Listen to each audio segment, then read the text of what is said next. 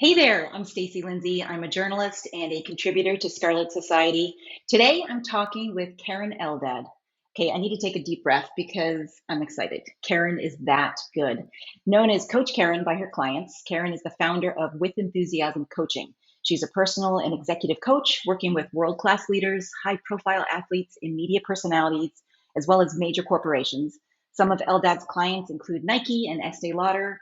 Her work and key research on the superstar paradox and the rebranding of the midlife crisis has been featured in media outlets across the board, including the Harvard Business Review, CNBC, and Forbes.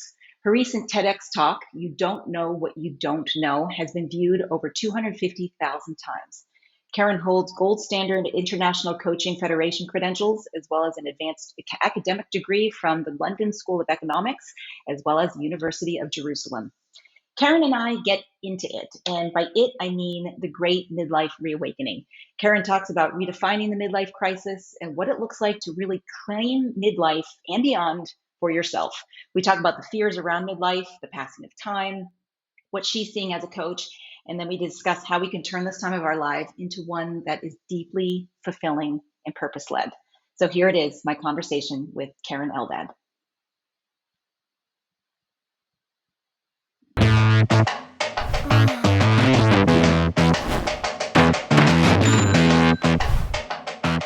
Keren, it's so good to see you. It's always good to see you, but I don't know, I'm blushing. Can you tell? I'm so happy.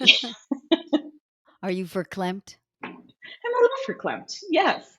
And I was thinking about this. I was reflecting when before we started chatting today. I've had the privilege, the honor to see you speak now several times online, in person. Every time I leave one of your talks, I feel closer to the sky.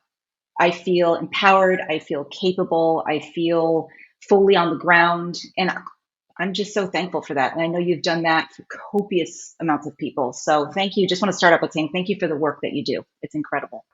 Thank you for saying that, Stacey. I always say that if just one person leaves any moment of interaction with me feeling a little bit more like themselves, a little more full of themselves, then I've done my job. And I hope that everybody listening to today's podcast is going to experience that. That's why I'm here. So I want to thank you for having me. And I want to thank Jade for launching this incredible new podcast. I'm so excited about it. I'm so excited about the premise. I can't wait. Yes, thank you, Jade. And let's dive in because so much of your work focuses on rebranding, particularly now the midlife and rebranding the midlife crisis too, particularly. You help people sort of break through things that are blocking them. You help them pivot. You help them really lean into living lives that are filled with purpose. But I think the reason, I mean, there's many, many reasons, but one of the reasons why this really, your work resonates with me is because it's so personal to you. I know that this started for you when you were 35. You had this empowered career. You were killing it. You were going, going, going, but something wasn't right.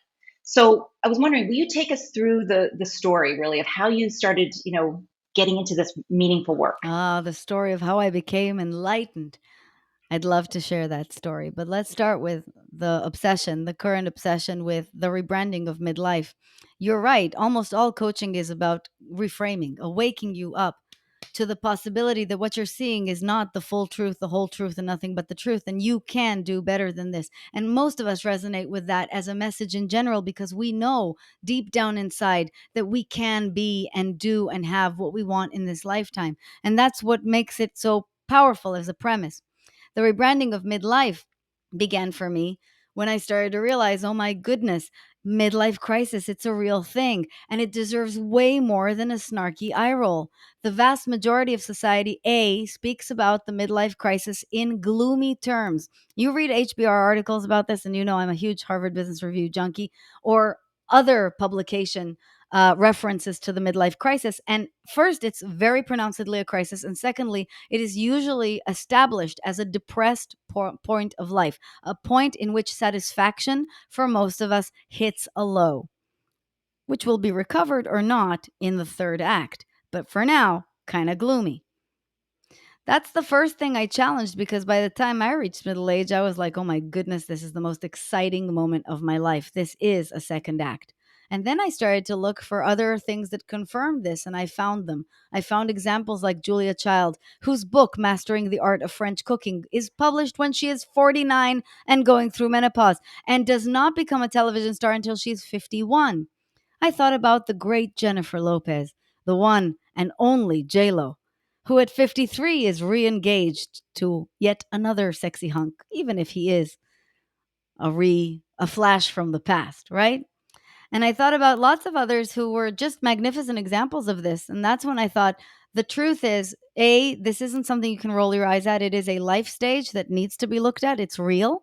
And number two, there's another way of looking at it that will allow you not only to sail through it, but to enjoy it and milk it for all it's worth. And that's what I'm about right now. I didn't always think this way until the age of 35, maybe even 36, Stacy. I was a classic overachiever. I thought I had everything figured out, but the truth was my life was way, may I use a profanity, Please. was way shittier than it looked on Instagram. I was married to a tall man with no chest hair who spoke several languages and was successful in his career. I had my own C suite executive position at $1 billion corporation. I wore fabulous clothes, almost always Prada, thank you very much, and expensive watches too. And I had many, many friends. I was like Ferris Bueller popular.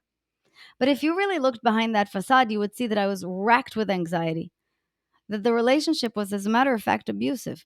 It was a very, very tough time in my life.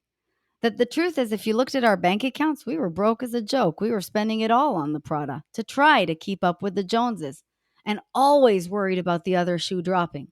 And that the career was nice. It was really an interesting career, but was it waking me up eager for the day? No, not even close. That was the moment that I started to collapse the systems. I don't think I knew what I was doing quite yet, but at first I basically torched everything to the ground. I went through a divorce. From the divorce, I quit my job because I wanted to come back home to New York City. I was living in Zurich, Switzerland. When I came back to New York, I didn't find it so hospitable. My industry, which was publishing, was in decline, so it was very hard to find a job. I had to start grappling with the reality that I was, in fact, broke and sleep on a friend's sofa for a very long time. And that's also when I started to ask myself questions like maybe it's okay to read self help books and they're not only for sad, depressed people who don't have a life. Maybe I have some real problems here. This is when I start grappling with the truth and telling the truth, which is I don't have it all figured out. Doesn't matter what it looks like on Instagram. I feel terrible. And this looks like a road to nowhere. And so one by one, the self-help books start peppering my library. I know you can't see it, Stacy, but I mean, I have a very significant personal development library. And I gave myself into a process that changed my life. It changed the way I thought. And the way I thought had such a profound impact on how I was showing up in the world that it completely changed my life. And now I do it for other people. You said so many things that I want to touch back on. One of which is you mentioned Instagram a couple of times. And I think that is worth visiting for a moment because we live, I think, according to these facades. And, if I look good, if I present a certain way, then maybe everything is okay. And it's interesting because I know now, as you've cracked open into this new portal and the work you do and the people that you work with, I mean, high profile athletes, CEOs, really driven, successful people. May I say they too have fears, and maybe they too maybe grapple with some of these things. We all do. It's a human thing, keeping up with the Joneses. So I want to touch on that really, Karen, is so people listening know that this isn't just maybe the one listener or two. This really is something that permeates humanity, right? These fears. No matter who you are, no matter which strata of society you're in, and I have the privilege not only of working with athletes and celebrities and big companies like Nike and Salesforce and SAP, no matter who you are, no matter how highfalutin you are, no matter where you come from, Jeddah to Sydney, because again, I work internationally, which was what I was trying to say. You have a societal structure that you need to live up to. You have been ingrained with conditioning of what looks like a good life and what isn't measuring up. Now, before, when I was a kid in the 80s, that was just my parents and my teachers and a couple of kids who had nicer bikes than me. But today we're being told what is a good life, what looks right, what is appropriate by strangers. My drug of choice is Instagram, but if yours is Right. TikTok or Twitter, my God, good luck with that. That's probably exactly as bad. And so, what happens when we start to buy into those facades is we really become less and less forgiving of ourselves. We start asking ourselves if something is wrong with us where we're not measuring up.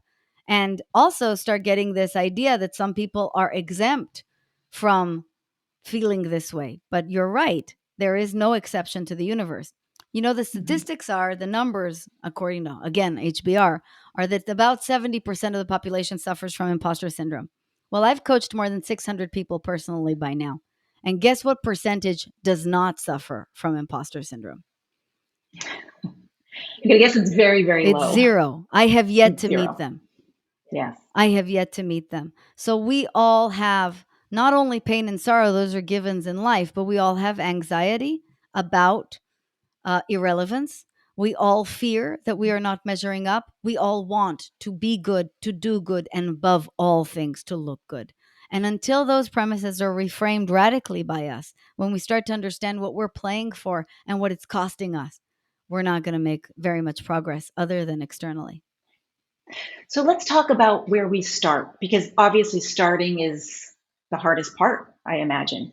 And looking within and really discovering, I know so much of this has to do with self exploration, it has to do with values, it has to do with really looking within.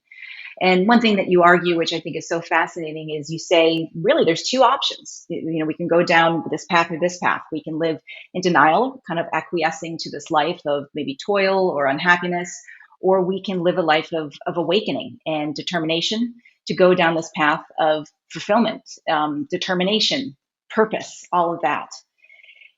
And I love to use the word soar. We can plow through or we can soar through. So let's start. That's so people get the most service out of this conversation. Where do we start really leaning into this, going down that path of soaring, of alignment, of purpose, reawakening?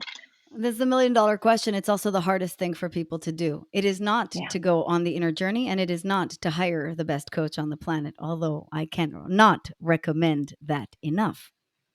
It is to admit that there is a problem.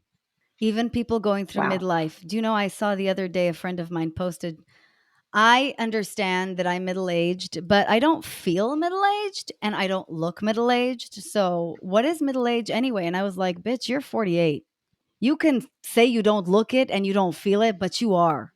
Unless you expect to live to be 160. So it's Right. okay. The first thing to acknowledge is that the reason we even say such things is usually because we are afraid.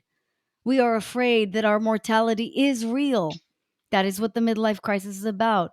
We are afraid of irrelevance.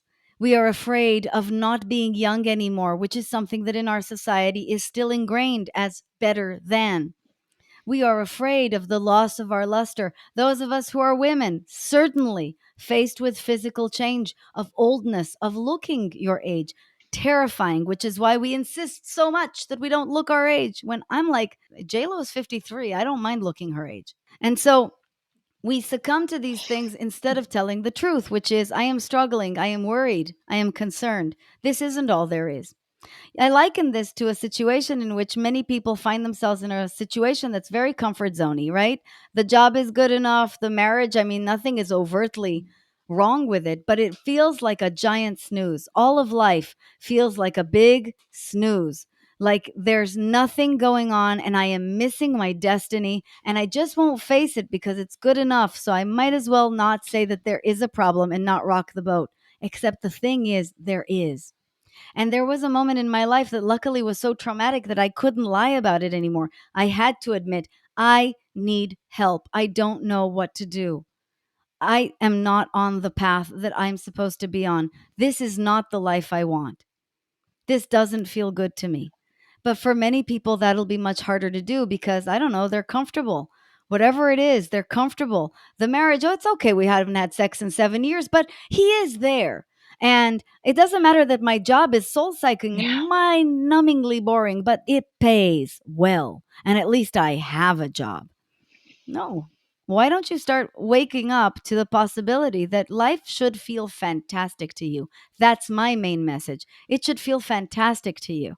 If that's something that you question, that's something to admit as well. But from where I stand, it's better and better and better. And the better it gets, the better it gets. And it was the moment I started asking more of my life that I was willing to say, this is not enough for me. That is the first step anyone out there can take, which takes a lot of guts. That is It takes a lot of guts. That is so huge. I have goosebumps hearing this though, because I want to ask a really tough question. I want to ask, what if somebody feels that they're not worthy though, Karen? What if they feel, I guess I'll repeat it, just not worthy of feeling this vibrance? And of course, I think that's probably intertwined with fear, of course, because it does take a lot of guts. You can kind of have this fantasy, this vision in your head of, oh gosh, what it would feel like to be in a partnership that really helps, makes you shine, to be in a job that you really feel purpose led, and to be in a situations daily where you feel like this is where I'm meant to be. But then when it comes to reality, maybe people think they're not worthy. Most people What don't. do you say to that? Most people think they're not worthy. And even when they do think they're worthy, especially Yeah. when they insist that they're worthy, they really don't. The principal fear, and again, this is why imposter syndrome is so ubiquitous. The universal rule is that most of us are terrified that we are powerless. We are running against time, we are running against money, we are powerless. We do not Mhm. have as awesome power as we think we have or as we think we should have. We are limited. That is the feeling of unworthiness. And it's very easy to start to see because you'll come up with excuses almost immediately for why your life is good enough or why you can't have what you want. That's called neurotic imposture. Why even try? This is going to suck anyway. Now, don't worry about that. That's the stuff that coaching, that self development, that self help will help you come closer and closer to. God knows the work of Brene Brown alone, the work of Kristen Neff alone, will begin to expand your psyche and your abilities around this. The first thing to do is just hear the yearning of the psyche and honor it. That's it. That's all you need to do. And until you can start to really muster up the strength to walk the walk to your worth, borrow my faith. That is what the coach is. The coach, like Dante's Virgil, sorry, is a teacher who meets you just at the right time and goes, keep going. You're going to be okay. As long as you stick with me, you're not going to get lost. And then leaves you at the point where you're full enough to take the rest of the road alone. That's essentially what we're here for. If you Yeah. can't borrow a coach's faith, then at the very least look out there for examples of people who did not know their worth and tried anyway and figured it out and got what they wanted as validation for your premise. I remember, one of the things I was grappling with. So I got divorced at 35, and most people told me that I was more likely to be killed in a terrorist attack than ever marry again, let alone marry the kind of man I wanted to marry. And I always wanted to marry somebody wonderful, somebody kind, somebody as handsome as Ryan O'Neal in Love Story, the 1971 movie that I grew up watching again and again and again.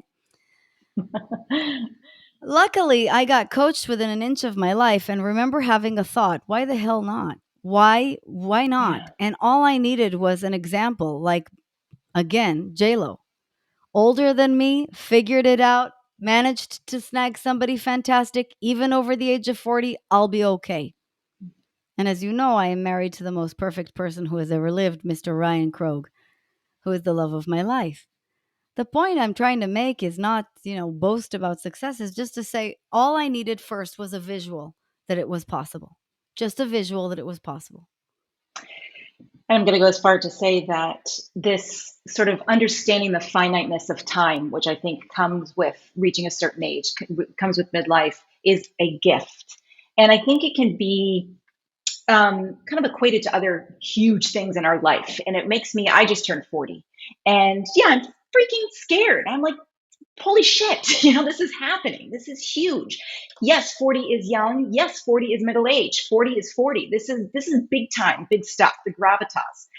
And I liken that. I had a really interesting conversation recently with David Kessler, who is a grief and loss expert. And I was talking to David about I lost my father 14 years ago, and still to this day, the grief is just as heavy as it was 14 years ago. And I've learned he's helped me realize that that grief is a gift, because that grief means that I loved So when it's still feeling heavy, it means that I really, really loved, and I loved that. And I equate that to, in a lot of ways, what we're talking about, because to feel this finiteness of time, to kind of have some of this fear, it's awesome. It's a gift. It's again, to use one of your favorite words. It's a reawakening, and I just love it. Well, let's But talk again, it's about that for scary. a second. The thing is, you and I are not dead. We will die, Yeah, but we're not dead. yeah. The fact that we're here is a fluke of nature so enormous, I can't even cite the number to you. The probability that we're here. We have won an insane cosmic lottery. Any moment that we're given here is a random, finite fluke. It is a gift beyond comprehension. When you understand that, 40 don't look so bad. As a matter of fact, it looks like what it is, a second act. Not a third act, thank you very much. And don't Yeah. worry, we're going to rock that too when we reach it in 20 years. But for now, this is where all the awesomeness is. This is where the potential for awakening resides. Midlife crisis to midlife awakening means you will have to question everything that got you to the peak of this mountain, where most likely, if you're listening, you are looking around going, really? Is that all there is? And if you really want the Mhm. next experience to be a slingshot into everything you've ever wanted, and I'm talking about joy, not money, joy, fulfillment, purpose, relationships that feel like organic connections, community, the depths of your soul being unleashed, you will have to question everything that got you up the first mountain in the first place, so that you can climb the second mountain not only with greater ease, but with greater purpose, with greater deliberate creation that will set the stage for, I think, the most brilliant third act yet imagined by mankind. But for that to happen, we have to reframe. And just as you brilliantly managed to reframe grief, it is the price we pay for love. It is also a price that unfortunately we will all know in this lifetime. All of us. Anyone who loves anything will lose. We must learn how to make friends with it rather than to make it a sword of Damocles upon our heads. The thing is, mortality can be really, really scary. It can also be the ultimate motivator. Because I know that I will die, I'm going to really enjoy this and milk it for everything it's worth. That's why I remind myself every day of what a huge lottery I've won to even exist. And when you start to understand that, you're not going to spend too much time lamenting the fact that you're 40 or 45 or anything like that. You're just going to get down to let's enjoy this. And that's what this reframe at its most basic is about. But it, but again, it can be hard because if we've been living our life one way, if we've been living in this sort of complacency pool, getting by, kind of toiling, it's amazing to start down this path, but maybe it takes a little getting into shape, if you will. And I love that you use the word milk it.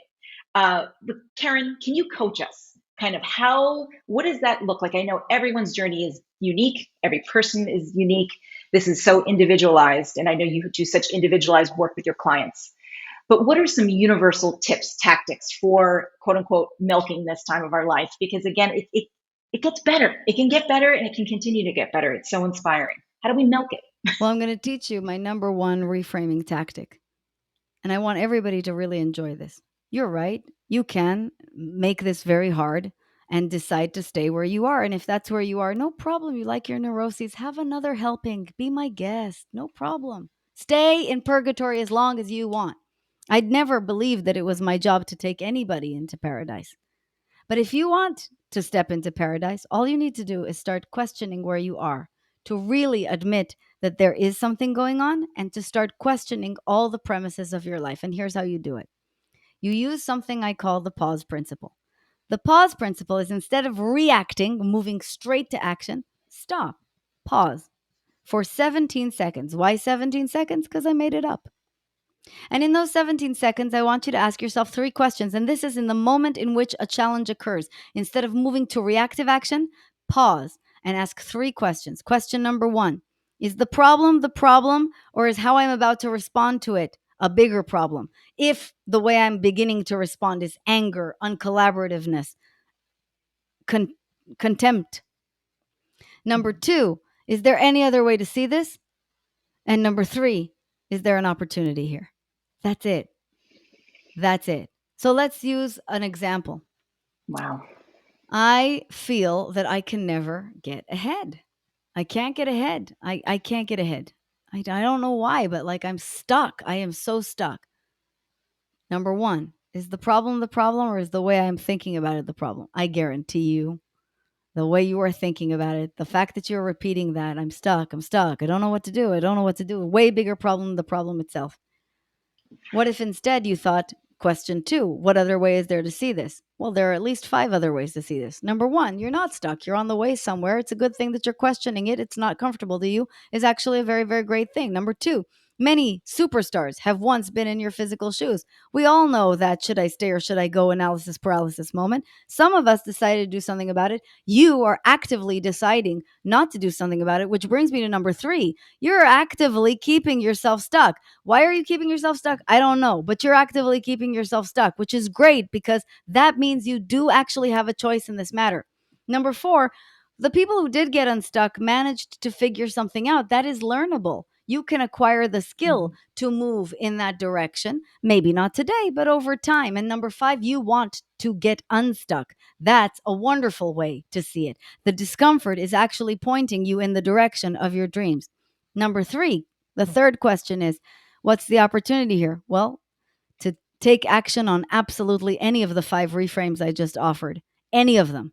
Even with a tiny thing like pick up a book called How to Get Unstuck. I don't know that there is such a book, but who knows? Maybe there is. Listen to a podcast called How to Get Unstuck and watch what happens from there. But the fact that you took that inspired action, that big stand for your life, that's already going to get you into the opposite direction.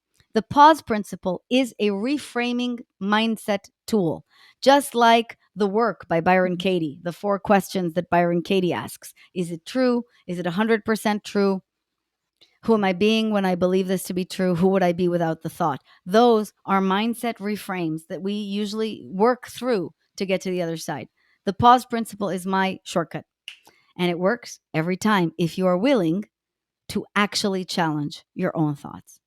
And I think that everybody listening to this, I know, I hear you, I see you, everybody listening to this, you are willing. And that's the beautiful thing. Just you saying the pause principle, every single thing that you were saying and walking me through, to me, I can do that. It's accessible. I'm worthy of that too. That's what I heard. It's that accessibility and that simple, and just the initial act of pausing too. That's beautiful in and of itself. That's a And your gift. desire to change should be bigger than your desire to stay the same. Because to your point before, you're right. I do say all the time you have two options here. One is to stay in purgatory, also known as denial, the Mhm. seventh circle of hell, round and round and round. I'm making a little progress, I go back. I make a little progress, I go back. And I never get ahead, right? If that's comfortable for you, enjoy. No problem. And again, we don't drag anybody here. But if you're getting the inkling that these two women might be onto something, then all you need Mhm. to do is write this pause principle down and start practicing it in any moment of challenge. They're towing your car, you got a big tax bill, a friend has not called you back or texted you back. Watch what happens when you start to open your mind to the totality of possibilities that is available to you in any given situation, which will ultimately expand the totality of possibilities available for your life. And the totality of possibilities is incredible because what we're talking about, Karen, this is not just about careers. This is, again, life. And so much of your work obviously focuses on these incredible careerists, but this is your love life, your sex life, your whole entire life, your work life, your friendship life, all of it combined. This touches upon that. That's right. The song words, lyrics of Gloria Gaynor's I Will Survive come to mind. Oh, no, not I. I will survive. You just have to start walking around here with a bucket of heck yeah and just decide that this is it. And when you really make that decision, you make that decision to, all right, I don't like what I'm seeing. This is not comfortable for me. I'm changing it. You're on the path. Enjoy. Go get them. See, this is why I love listening to you, talking with you, because I feel so freaking capable. I feel even more capable now than I did, the half an hour when we started chatting. This is incredible. What are you You talking about? mentioned You've the got word book a few minutes superstardom ago. flowing through your veins, Stacey Lindsay. You are a magnificent creator. You're irrepressible. You're only Thank you. getting started. You're a baby. You're a fetus. There's nothing that should Oh, I disconnect you love from your worth ever. that. Ever. I love it. I want to put that on a t-shirt. But as we wrap up, Karen, I want to make sure everybody listening, we're going to have more info on you, obviously, at scarletsociety.com. We're going to lead them to your website, but you're working on something really, really, you're always working on something important. But the number 42, does that resonate with you when I say Yes, that? it Tell me what does. you're working on. The number 42 is first the age of my husband, Ryan. So it's a perfect number and a multiple of the number 7, which is the biblical number of perfection. But 42 is a really important number and significant in my life for two reasons. The first is in Kabbalah or in Judaism, we believe that this is around the age where the second half of your soul descends into your body. It's this idea that until then we are seeking the rest of our soul. We're looking for approval in all the wrong places, but suddenly we are whole. We are finally full of ourselves. We know our worth, and we can now walk the rest of the path as we intend to. So it's a really magical, very significant spiritually age. The second, of course, is that in the book, The Hitchhiker's Guide to the Galaxy, for all the super kind of Trekkie fans out there, it was a huge bestseller. 42 is a giant computer calculates the answer to the question, what is the secret to life? And 42 is the hilarious and cheeky answer. So I've always found that to be kind of an interesting number. And it's the title of my upcoming book, 42 from Midlife Crisis to Midlife Awakening, which comes out in the spring of 2023, inshallah. And yeah, this is sort of the culmination of all my work. Why did I apply it to midlife? Because that's where I am. That's why. I can't freaking wait for that book. I'm so excited for it. But until then, Karen, thank you for this. Thank you for doing the work that you do. Thank you for lifting me up for all these years. Thank you for lifting so many others up. And I'm going to be putting the pause principle into play ASAP. As soon as we wrap this conversation, I'm going to be employing that in my life. And I feel really good. I feel really good. It's gonna get better. It can't get better. It will get better. And for everybody listening, just know that midlife, it's a time to start, getting down and partying, reawakening, and yeah, realizing that you're worthy. And if you feel down, look to Karen's work. So incredible what she offers on her site, and we're going to have all of that info at scarletsociety.com. But Karen, Coach Karen, thank you. Thank you for having me. It's always a pleasure to talk to you, buddy. Really inspiring. I'll talk to you soon. Thanks, pal. I'll see you soon. Thanks so much for listening to the show. Isn't Karen amazing? You can learn more about Coach Karen and other trailblazers at scarletsociety.com. Scarlet Society is where women like you can explore information on sexual health, life pivots, wellness, and so much more. We'll see you again soon. Thank you so much for listening to today's show. Your support means so much to us, and I hope you got some great value from today's episode. If you're looking for resources from today's show, or you'd like to join other women just like you, looking to explore their sexual health and wellness, visit us over at scarletsociety.com.